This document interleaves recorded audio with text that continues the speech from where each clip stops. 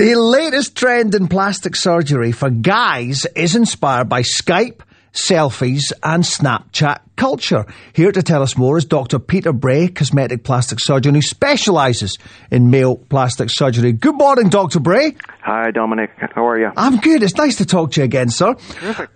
So it's all about the jawline now? That's a big part of it.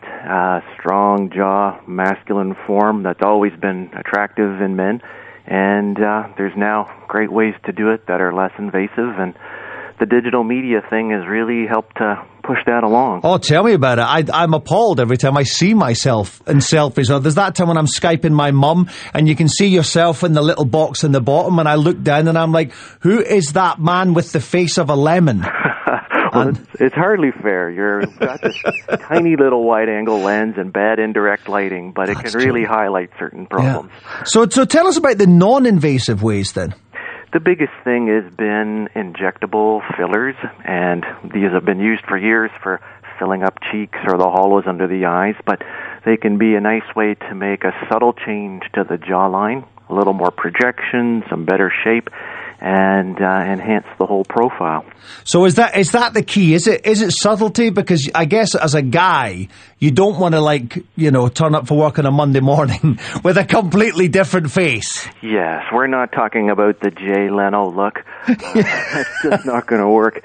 And the subtlety is really important for guys. They don't mind looking better, a little bit more refreshed, but they do not want to look overdone, and particularly they don't want to look feminized. That's an easy thing to do if fillers or Botox or other treatments are overdone. Yeah, especially if you get it in your chest.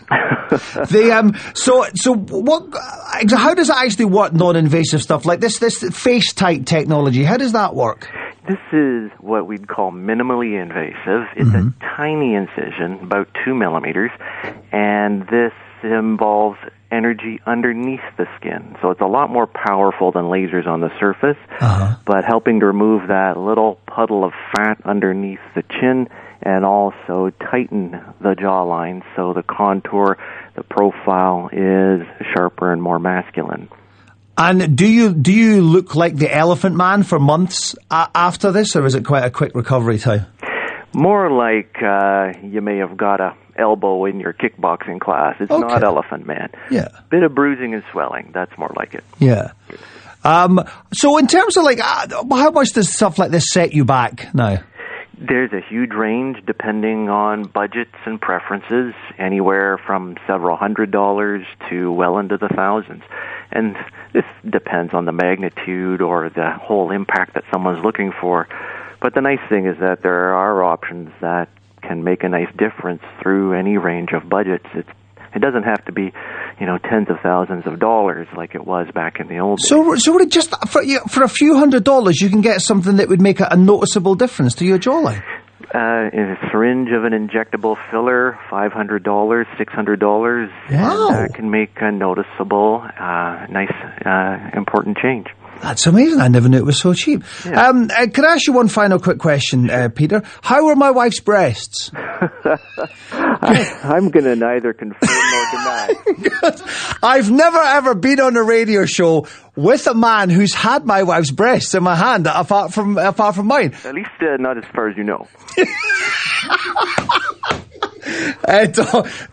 What's interesting about that though is that my wife went the other way. She got a breast reduction after years of back problems and everything, and it was completely life changing for her. It really was. She's so much happier now, Peter. Oh, terrific! I'm so glad to hear that. So, well, thank you. I would never say this to another man, but thank you very much for taking my wife's breasts in your hands. You're most welcome. Thanks very much for joining us. Time, but that would probably be inappropriate. Yeah.